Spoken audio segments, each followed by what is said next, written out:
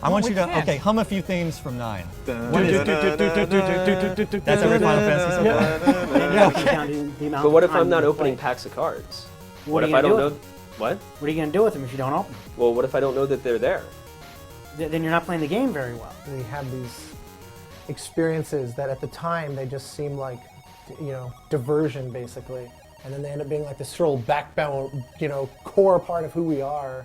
I guess I need to start putting this. Gotta strip down, put it on. And to make it even more fun, I usually add a little bit of this. It's not required. So sorry.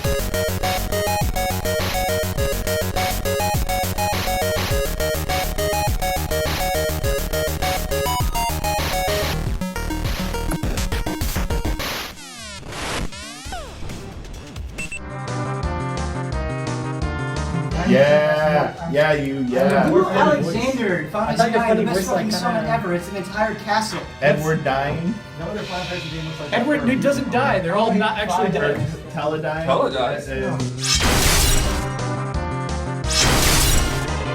So this week we are doing the top 10 Final Fantasy games, and we didn't fight too much. That aren't tactics. That aren't tactics, this is true. Just ones that have Roman numerals. And we really got stuck on 4 versus 9.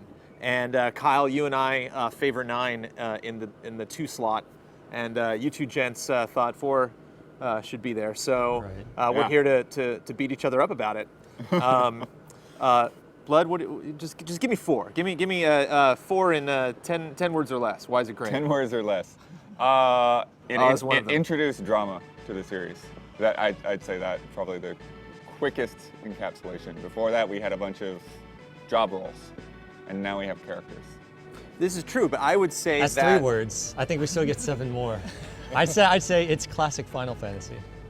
It is. It really is. I think a lot of the things in 4, they took it forward, and you'll see that in the rest of the series, no matter how, bizarre and convoluted it gets and weird they got with 13. I want to make a rule for the rest of this discussion.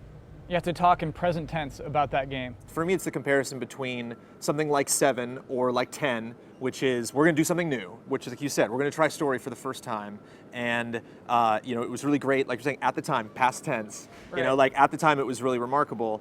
But then you have a game like 6 or you have a game like 9 that really takes everything that they've learned in that whole generation and just nails it. And so for everything I really like in 4 that stands out, for like those, there were like 4 or 5 really great story moments in 4, but there's a lot of really confusing, just weird stuff that was weird because it was kind of a mistranslation between Japanese culture and American culture at the time. It was Spoonie Bard, though. But the weird things were classic. They were classic. We're classic. We're classic. Also, you can't bring the classic argument because, 9 is classic. 9 is. Who would quote anything from 9? What is a quote from 9? Can you think of a good one? Well, I can't think of quotes. How about when they say rally ho instead of lolly ho and everyone? Yeah, like, see, I still go back to lolly eyes. ho. That's like I love that. There are characters in 9, and I'm not just saying this. I went back to do some research on 9 because you have to know things. There are characters I forgot existed. Right. I did not Can you tell me if I feel like Amaranth? I'm like, I read the word and I'm like, what is an Amaranth? And then I look it up, and it's this grotesque Muppet that looks like he's from the Isle of Misfit Toys. I think he looks the Isle of Misfit Toys. And I was like, who is this guy? I think there's a lot of don't judge a book by its cover in 9, like Queen of Quen. You're like, what's going on here? Yeah. Or like Vivi. It's like we're all being attacked by these things that are killing us. So you're technically one of them. It's like Short Circuit or something, where it's like he's trying to discover his own identity. And I think Vivi's the saddest thing. Vivi is cool. Is going to die. Vivi learns that he is going to die, and by the end of the game, he has died. Like that is sadder than anything that happens in Final Fantasy IV. I feel bad for him. A lot of people do lose their lives in 4. It's 4 is like pretty much. 4 is more melodrama than 9. 4 has fake out deaths. It's like, oh, I died, and just like, oh, I'm here at the end of the game to fight beside you. That happens like 3 times in 4. It's the power of love. It's epic. But I remember, and keep in mind, when I first played 4, I didn't play it on the Super Nintendo. I played it when we did the retrospective. So this is like 2007. Really? I'm an adult playing this game. Crazy. And I'm like, what's happening? I don't even know. I'm really trying to pay attention here, and I can't follow the story. I feel like in 4, you at least know what you're doing. Like, I have to climb Mount Ordeals. Cecil wants to become a paladin. Okay, we have to stop the Giant of Babel. It's it's wrecking shit, you know? We need to go to the land of summon monsters, you know? Wait, But in no, how 9, is that cohesive? That's just what a are you bunch doing? of things happening. Those are things like that propel episodes you. of a TV show. I'm not spelling out the entire plot. Those are things that happen, and those are things the player knows he's doing. I'm like, I need to go here and do this for a reason. In 9, I really have trouble recalling. Most of the places you go where in are you 9 trying to go? What are you doing? motivated by the characters. Like you're learning things about the characters. They waste a lot of time You just go developing characters, and you have a gimped party with like one guy. You spend all this time and like, okay, you know, Reiner, I kind of hate you. You look mean like Steiner? Yes. Steiner. Steiner yeah. is meant to be Steiner. hated at the beginning of the game. No, he's a wiener the entire time. No, and he looks oh like my a gosh. grotesque caricature of an actual human No, being. he has a personality that changes throughout the course of the game, which is what happens in a good story when someone is a different person in the You beginning. just said than that they was come out at the lame end. when Cecil did it. Lame. How about art? Do you want to talk about why the art in 4 is better than 9? You know, Because it art- wasn't trying to reinterpret style, the yeah, art I think of the previous style games. is the more important. There's- Style is the more important thing. 9's art. 9 is a reflection of like the Final Fantasy is a series. No, it isn't. It's But- unique. There's nothing else like this art. There's no other game past this. I think that there's looks a, I the think same there's way. a reason for that. The reason they Yes, went with because- super deformed in the sprite-based games is so they could convey some emotion. Like, this is a limitation. We can't make these guys look like they do in their character portraits, you know? So sure, I mean, the technology is stronger in a later game. You know, it just gets stronger and stronger. They're But animated that characters. doesn't They're- necessarily mean the game So is the a better reason game. the reason why they have big heads is that they're animated characters, and like other animated characters you might see in TV and movies, they have big heads so they can show more expressions. You can't Well, look their at like, expression's horrifying. like point to me at like Peanuts don't- and say why are their heads? You could draw smaller, Charles Schultz. You could draw a smaller head. You have that capability. And 9 was such a departure from 8 that I think the art in 9 is more impressive because it's all coming out of nowhere. It's all literally them being like, here's a whole different way to approach doing the style in 3D. Whereas 4 was like, let's just take these pixels and just add more pixels and just up I the don't know. art. I don't upraise the favor it. art. I think there's a reason we haven't seen other games look like that. Because Square Enix doesn't think they can make money on it. Here, Sakaguchi, the guy who created Final Fantasy, was like, this is my dream project. And they were like, okay, well, but don't put it in the thing, just make a separate game. And then he's like, no, it's 9. We're making it 9. This is going to be 9. But the music, I think, you know, universally probably we can all agree that Final Fantasy IV has better music, better battle themes, We more absolutely memorable can't do themes. that. No. I want we you to, can't. okay, hum a few themes from 9. What is it? That's That's every Final Fantasy so far? Yeah, okay. The opening theme rips me to pieces, man. The Yeah. place over the menu. Yeah, and shoot, I could almost sing Garnet's song. She has a song she sings. With real vocals? Yeah, well, at the Can end, you just do during, one during the line? end credits, there's real vocals. I can't do it. That's too embarrassing. But yeah, there's, it's just like, Way less memorable. From a standpoint of Way quality, less it's like better music. Oh no, even Oh, though I come think the on, audio quality is not great. Now the Final Fantasy IV, the boss battle theme in 4 I think is one of the best. It's really good. Hum that. It's really good, Hum huh? that for us. Da-na-na, da-na-na-na-na-na-na, da-na-na-na-na. And they have an awesome bass line in there, which I Yeah. can't do at the same time. Yeah. But it's, you know, it starts with a da-da-da-da-da, and of course Yeah. they keep that Yeah. in 9. I think So, it was a like, mistake in for them 9 to it sounds not better- start every battle theme with that, you know, So it that like opening sounds riff. better at 9. It sounds better. It actually doesn't sound better because they start getting these weird trumpets and violins, and it sounds They compressed should go back. audio. They should have made it the 16-bit sound. Why do you like 9 better? 9 is a fully realized world. It is a world that exists and you can be in it. What It's does a that world mean built compared- from. so it's a like- world built from pieces of other Final Fantasies. It's like a Every- composite world. Every It's a environment reflection you're world. in, like that chair is only that chair. Do you know what I mean? The pre-rendered chair. Is Yeah, only that pre-rendered chair is pre-rendered only that pre-rendered chair. Like every That's environment okay. is its own unique space. In a game like modern Final Fantasies, it's a lot of like copied, It's true, pasted but HD you know, I assets. wish polygon characters looked more natural in And- the pre-rendered backgrounds. You And know? in Final Fantasy IV, it's that's just one of the pixel tech- art. It's just yeah, like, that's here's one my of the tech grid. things. I'm just dropping pixels into my grid. Here's You know, the it's, environment. it's what they had at the time. It is what they had at the time.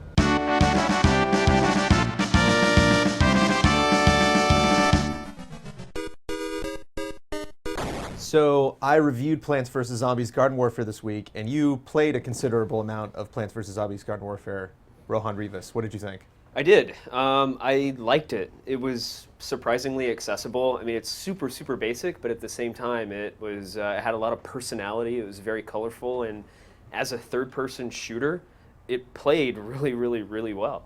What do you look for? Because I don't play a lot of competitive shooters. Like, I don't spend a lot of time just like running around shooting people in the face, and I know you do and are very good at it.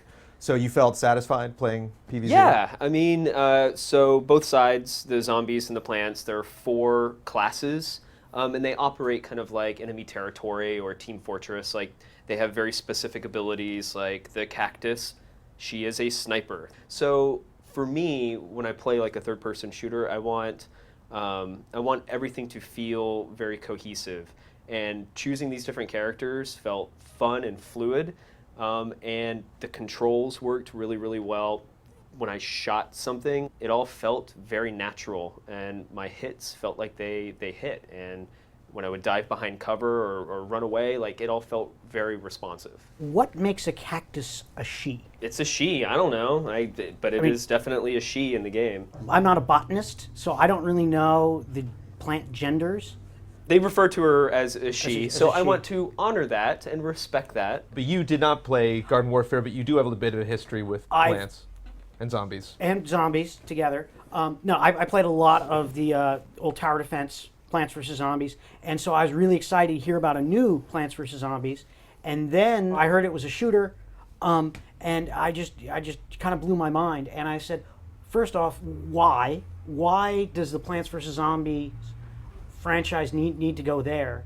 And how awesome is this going to be, you know? Well, I mean, I think they saw that they had a very successful franchise for casual players. Let's translate this to something more console-driven. So is it more of, would you, and I hate to use the C word, but is it more casual than a lot of other first and third person shooters? I would say it's like in this weird middle ground, right? Yeah. Because it's like the mechanics are very traditional third person shooter, but its presentation is very casual and easy to digest and understand. Reminded me a lot of Orcs Must Die. It didn't have so many like traps and stuff like that, but there still is some tower defense in there that you, if you're on the zombie side, you can spawn zombies that, you know, so if you find a little dirt pile, you can like, oh, I'm going to send a pale zombie in, you know, just to confuse and just to add more stuff, more targets for them. And if you're on the plant side, you can plant, reserves, and so in that way, it's kind of like you can put, little turrets down. And if you're the sunflower, you can heal them. So it's kind of fun to throw down like a really good plant and then just heal that and shoot while I'm standing next to it as the sunflower. Or did you have a favorite on either side of the skirmish? I mean, I would actually have to say it's like, I would say the pea shooter, which is like the plants, just kind of basic foot infantry, very simple. As a whole, like the game is just really presentable. It's polished. It feels very refined, and it has a lot of personality. I don't know, how long that will last and hold my interest, because I think it is kind of shallow once you get past all that. There's not much substance there. I had zero expectations for this game, and I never really got into the tower defense game, and I'm digging it. I had a blast with it over the weekend. And you're talking to a guy who loves playing, Call of Duty, Gears of War, all of those hardcore shooters, and I dig it. One thing that struck me as kind of bizarre while playing the game is just the concept of being like humanoid zombies versus plants. And actually, see, like I found myself shooting at the other side of the like when I was a plant, I'd like shoot at plants and forget like, oh wait, no, it's zombies this time. Because in Halo, it's like you're red, I'm blue. In Titanfall, it's like you have armor on, I have armor on. Whereas like you are different species, you're totally different. I thought that was interesting and unusual. I can't remember a lot of games that there's such a huge difference between organically between. I mean, like I said earlier, there's like the game has such personality, and so I mean, it appeals to a lot of people. Like I was actually playing it, my wife walked by and she was like, "Oh, this is cute," and like took a second to like look at what I was doing. She never does that with video games. So I think that they've, like with the original Plants vs. Zombies, I think they've crossed over into this weird territory where it's appealing to everyone, but at its core, it's a shooter game. Do the classes feel like they are all unique and can do their own contribution? Absolutely. Yeah, I mean, each class has a very defined set of abilities that you can only do those things when playing as that class, and they're complementary. Like I said, like the cactus earlier, you can set up little barricades, and those are strategic. Yeah, on the zombie side, the quarterback, the all-star, can throw up little dummies. Like there's one thing where you have to take the plant's garden, and gardens versus graveyards versus mode where you just kind of like go and take the whole map. So when you're trying to take a garden, if you can get 3 of those all-stars in there and they can set up these barricades, you just can physically block the plants from getting in there. And so it's kind of fun. I was actually surprised by the modes. Like there's a garden warfare, which is like just a team of 4. Garden ops, yeah. Garden You ops. just protect the garden. Yeah, and it's AI driven. Right. The zombies are AI in your plants. Correct. And then you can do like a standard death match, which is I think it was like 12 on 12. There was a lot. There's a robust set of modes for the game, which surprised me.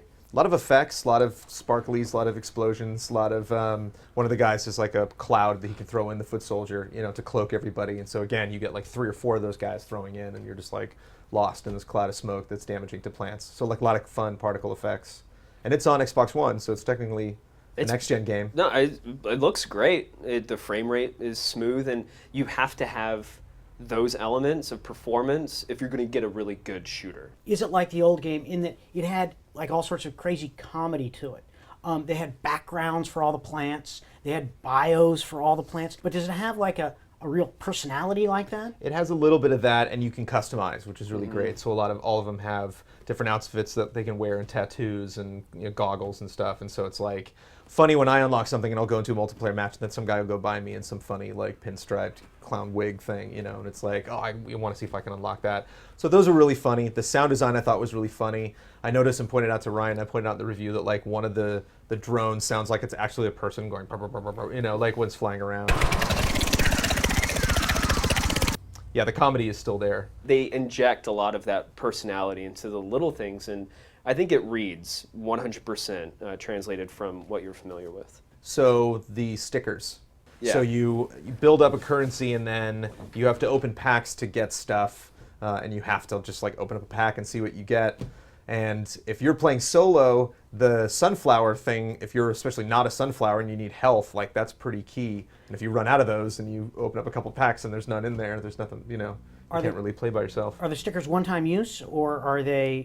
It's a combination of both. Yeah, there's some that are cosmetic options, and those are permanent. And then there's upgrades every now and then that will make like the sunflower heal more, or make like your gun do more damage. And every character has 3 slots of those to fill. And that's what I have a problem with. I think in a competitive environment, any advantage people get that is completely random, I think imbalances the game. It's like, oh, I get a pack of cards and I get this upgrade for my weapon that improves the damage. That's not fair in a competitive multiplayer space. But if it's random, I mean, wouldn't it theoretically be fair? Because it just comes down to the amount. But what of if time I'm not you opening play. packs of cards? What if I don't know? What? What are you going to do with them if you don't open them? Well, what if I don't know that they're there? Then you're not playing the game very well. Well, but I think that is. But if I play it more, here's the argument: if I play it more, does that make me better than you? I mean, because it's not like, oh, I want to open the sunflower pack to try to get one of their upgrades. It's just like, I'm opening up a pack and I'll see what I get. So you might get a ton of upgrades for characters you don't like. It's a slippery slope, right? Because if you're starting that, and then what's next in terms of like tipping the competitive arena? If somebody who plays a game for 40 hours and who smashes me because they have these extra advantages that I can't get because I don't play the game enough, that's not fair. But you were saying that you didn't really notice a difference with the upgrades. Yeah, I still think that with the type of game that they've built, like engineers versus chompers is what I brought up in the review, where chompers have an ability that engineers can just stop. They have like 2 things that are like, I can either prevent myself from being attacked by it, or I can stop you from doing it. So it doesn't matter as a chomper like what upgrades you have, like that'll still stop you. So I think the game has enough checks and balances where if you kind of are smart with what character what characters you pick and how you attack something, then you can kind of overwrite that stuff. But you do have a good point. But so do you see yourself, if new content comes out for this, would you see yourself resurfacing it and putting Titanfall down for a second and playing some more Garden Warfare? Yeah, possibly. It is a nice change of pace because it does have such personality, and it is visually, it is different, and it's lighthearted. It's a nice change to have a lighthearted game that makes you laugh, but still delivers some of the core mechanics from some hardcore shooters that makes it fun and competitive.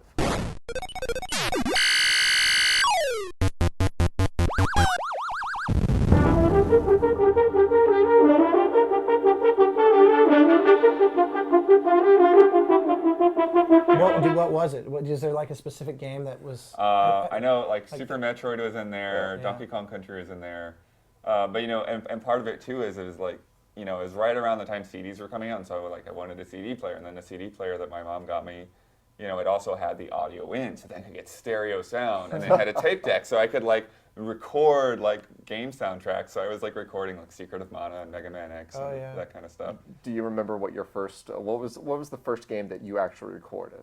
The first that I actually tried. Which broke the seal. Yeah, exactly. Like, what was the one where you sat down and it's like, I have to have this. I have to put this to tape.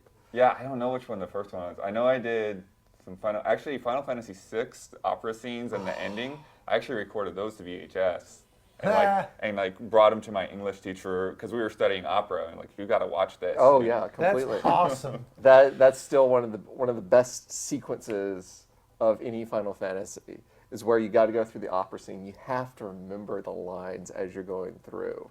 I love that we have these experiences that at the time they just seem like, you know, diversion basically, and then they end up being like this fundamental like cultural backbone, you know, core part of who we are. For me, the LucasArts and the Sierra Adventure games were those. Like I'll you know, my memories with like Maniac Mansion and Monkey Island and then the subsequent, you know, later, like Grim Fandango is to me the height of games. And yeah, musically, those I distinctly remember one of the first games I went to figure out how to play by ear on the piano was the theme to Monkey Island. Nice. Which was like, what was that, 91 or something like that. It was pretty far back. So like I said, these things were always gonna collide one way or the other. Well, yeah, because now everybody's in their 30s and 40s and remembering the good old days of their youth and wanting to recreate it, and so you see that aesthetically across the board. I mean, look at a game like Fez, where it's a giant love letter to the way games were made back then, but obviously with wonderful contemporary twists that they could never have actually done then. Yeah, but I feel like it's, you know, like there was a point maybe 4 or 5 years ago, like that was all just a nostalgia trip, and now I feel like we've kind of graduated beyond that.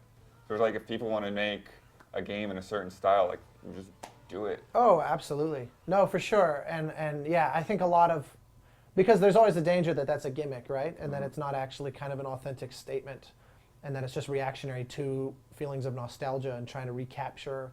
Like, to me, that's always kind of a weird psychological thing where it's like, if I make something that's a big love letter to this thing I'm nostalgic for, maybe I actually made the thing.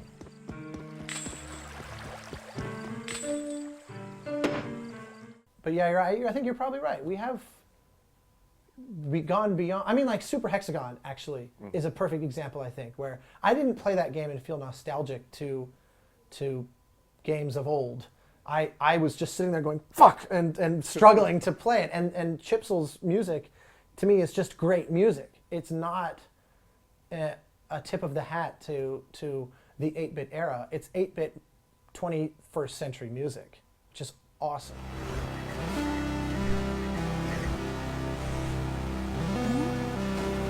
I do remember every now and again, and this was like 0.01%, but I did get some, like I remember the indie cred of that game company was constantly called into question because they had to deal with Sony. Sony, of course. And because, you know, and we recorded an actual orchestra for Journey, and people were like, I don't think indies do live orchestras. And I'm like, so you'd rather I do a cheap fake attempt to sound like a real orchestra? Like, if I'm doing electronic music, that's its own thing. It sounds right. It sounds like what it is. Like, there's no like better produced version of Chipsel's music, for example. Like, she does it exactly how it's supposed to be. That's its natural environment. But if I'm writing for strings and it's supposed to be something expressive like Journey, I'm like, well, we kind of need to do real strings. And I did, again, I don't want to overstate it because it was very few people, but there were a few people that were like, you know, I don't know, I was kind of hoping for kind of an indie experience, and I heard a real orchestra, and that's kind of like, and I'm like, really? That's true with just about anything. Yeah, but that's the closest I can think of to there being like sort of those taboo things, you know? And if I'm like, if that's the case, then Banner Saga is totally screwed because we produced far more elaborately on this one than on Journey. It's like, I submit myself to your judgment. Like on a game like Banner Saga, do you go in saying like this music better be good, or do you go in just to play a game and Yeah, I mean, I think I usually, you know, it's weird because I definitely have times where I'm more intentional about it. I think most of the time I just go in and start playing the game, and then things, sometimes things will pop out of me, like the sea shanties in Assassin's Creed. Right. Like, Sure, yeah. I did not see that coming. This is awesome. Right. And then other times, I played Max Payne 3. Mm-hmm. It did not have a good reputation around the office. There were a lot of people that said it's a pass, whatever. But I played that game because of the music. Because I had already, had to, I wanted to consider it for, like when we do our end of the year awards and all that stuff. So like I'd gotten that soundtrack and listened to that soundtrack, and then it's like I want to hear how this works. I want to hear how it flows in the game, because like a lot of times that can be really different. Oh yeah. Preaching to the choir like, there. Even like Right. when you did like Monaco, like as as simple or whatever as people want to say that is, just that tension rise when you get spotted. Yeah. Oh, the That music makes for a that. huge difference than just The listening chase to music. it on an album. That's very wacky.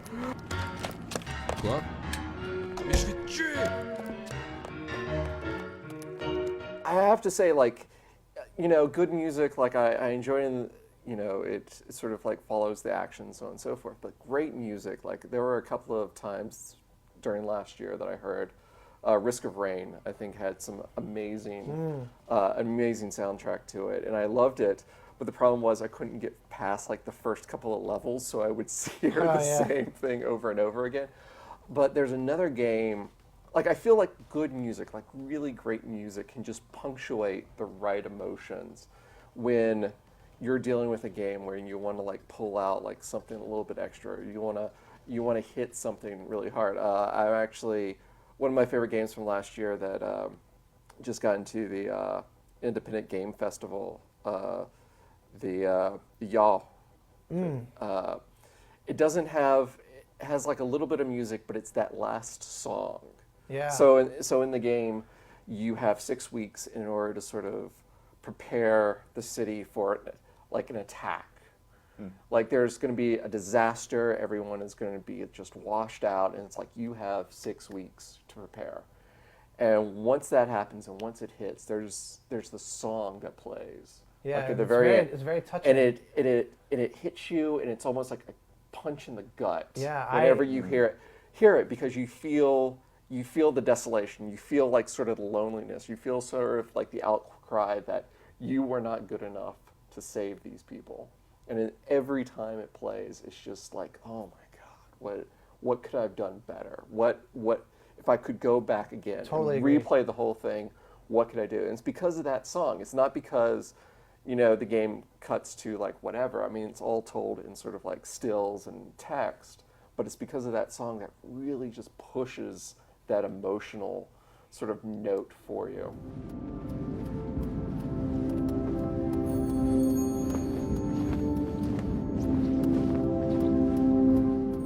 It does beg the question, though, that I'm curious your take on. Some people say the best music is the one that you don't notice. Right. You just have this amazingly immersive, engrossing experience. And other people say the best is the one that, like, you can hardly wait to buy the gonna stand soundtrack out. because Oh, yeah, completely. it's part of the.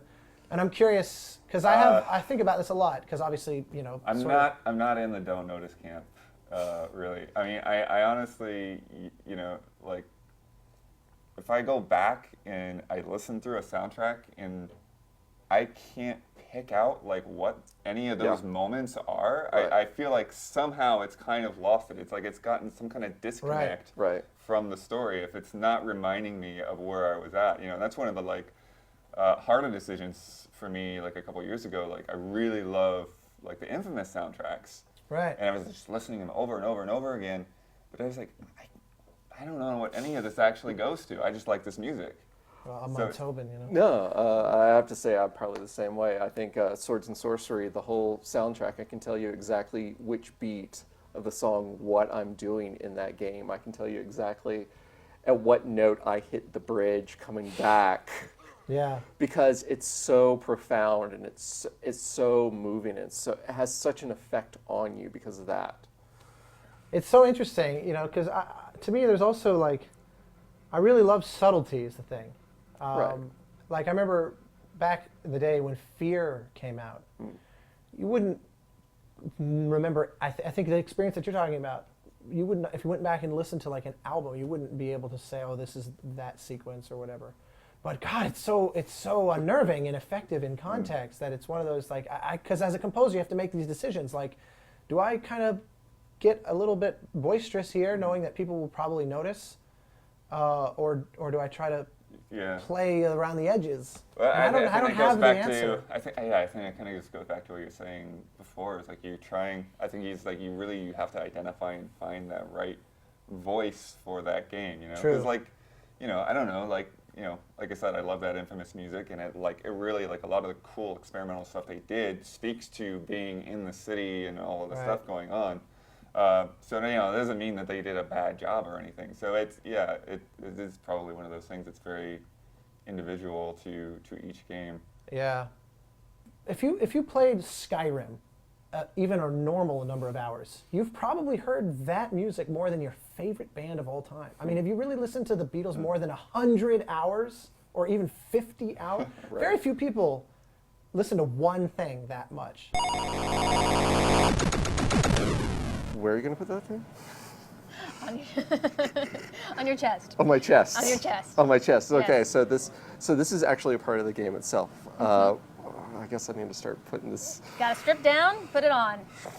And to make it even more fun, I usually add a little bit of this. It's not required. So sorry. But these cardio straps are made to work while what you're are you exercising. putting on there? So to make it extra fun, we add this gel on there. It just helps it read it better, but it's not necessary. Oh God. I just like subjecting people to this. Oh, All nice. right. And so you want to put this on like just under the pectoral muscles. So I don't even know. I have pectoral muscles. it's a good way to find out. Okay. There we go. And then we're going to bring it around. Excuse me there. And what is this going to measure? So this is going to measure your heart rate. Oh God. And then from there, the computer is going to read your heart rate variability, which is how we can determine how scared or stressed you're getting while you're playing Nevermind.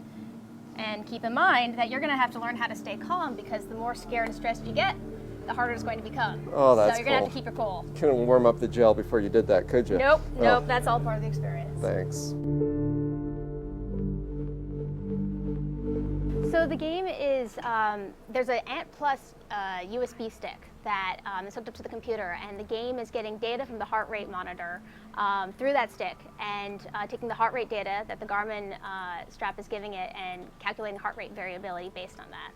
And heart rate variability is basically just the cadence of your heartbeats. It's not specifically the heart rate itself, but the rhythm, the distance between each beat. And that's just a really great indication to tell, you know, how anxious someone's getting or how calm someone is. So the purpose of this game is actually not necessarily just to scare me, but this is actually to learn how to deal with stress. Exactly. So as you get more stressed and scared, because it is a horror game, so you are going to get stressed and scared, you're going to have to learn how to calm down, because the game is actually going to work against you. The more scared you get, the harder the game will become. You're also collecting these photos and solving puzzles and exploring the environment, but first and foremost, if you don't keep your cool, you're not going to get too far.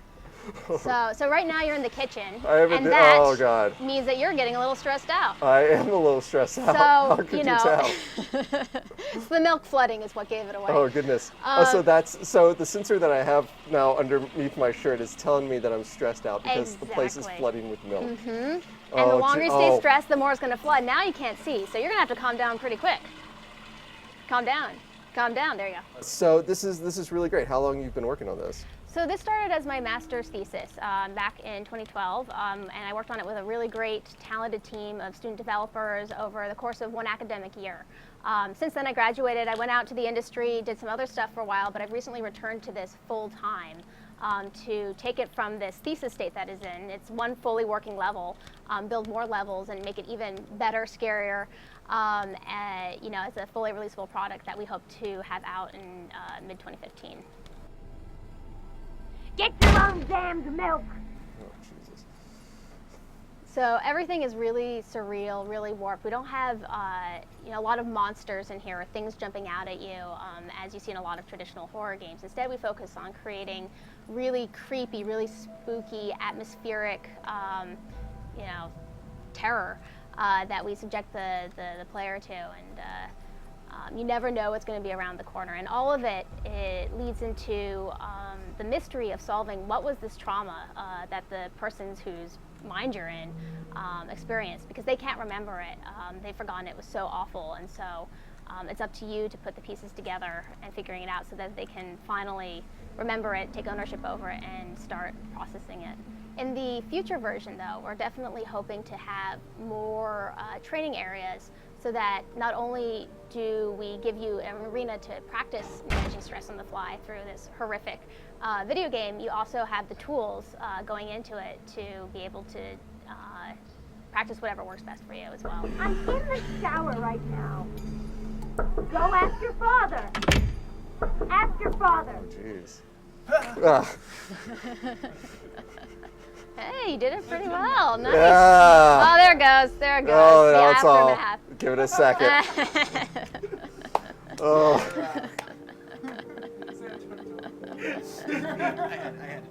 Thanks, Santo. Oh, jeez. So these photos here, those are the fragments of the memories that you found, and there are 10 of them scattered throughout the level. Only 5 of them actually have to deal with the trauma narrative itself, and so by the time you've collected all 10, you've seen the entire level, you've learned all about this person, and you have to figure out which 5 have to do with the trauma and in which order they occurred. So it's a horror game, it's a puzzle game, it's also a mystery game in that way. And every single nook and cranny has a clue as to what happened. So you have to keep a sharp eye out as you're exploring the deep, dark corners of the game. As you're checking the place out and trying to stay as stress-free as possible. Exactly. Oh my God. I have to say, like, the game really looks great, and is, you know, as we found out, is very much stress into it. Cool room if you turn around. And one more door. There you go. I'm trying.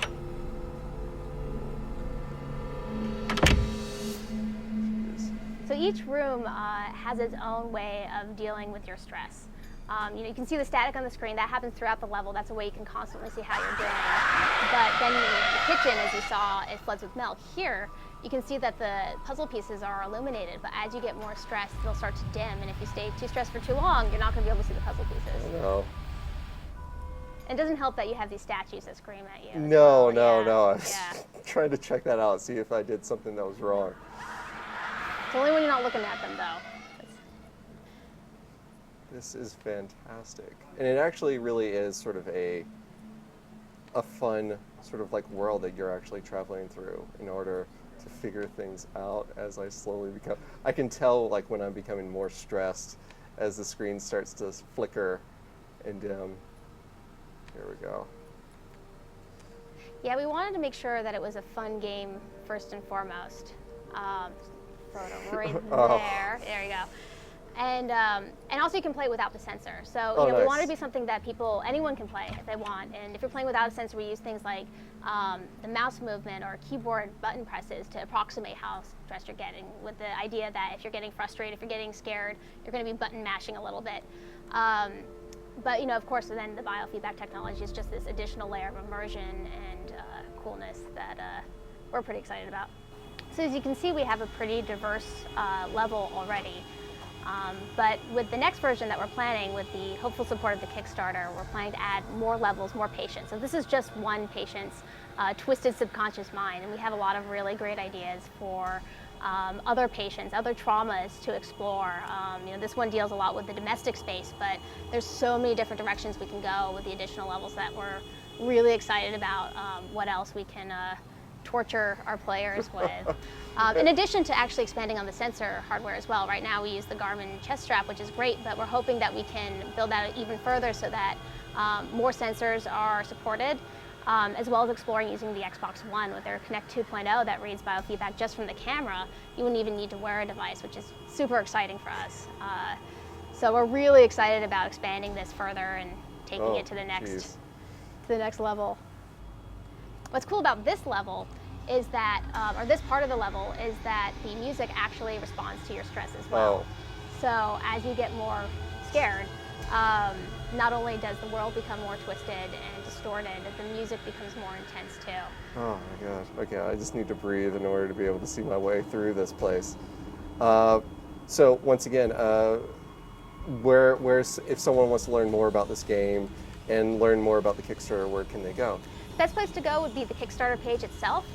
You can get to that at www.tinyurl.com/nevermindkickstarter. And there's a ton of information there. Also, if anyone has any questions, just leave them in the comments or send me a message and I'm always happy to answer them. I'm excited to be sharing this with everyone. And well, thanks for bringing this by, and hopefully I can lower my stress just enough so I can actually get out of here at some point. You're doing great. Oh my God.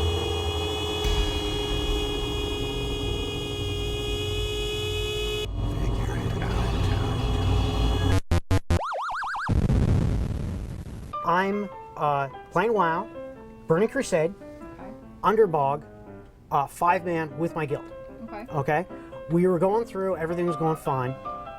Took a break for some reason. Okay. We get up to one of the bosses, and we're just about to pull the boss. Okay. My wife walks in the room, and she says, "Rob, we got to talk." And I said, "Can't talk right now. I'm in the middle of something." She said, "Rob, pause the game." I explained to her before. She knows game has no pause. So she says, "Rob, I need to talk to you right now." I look over at her. She's holding a pregnancy test. Oh God. And then in my Who's the headset, father?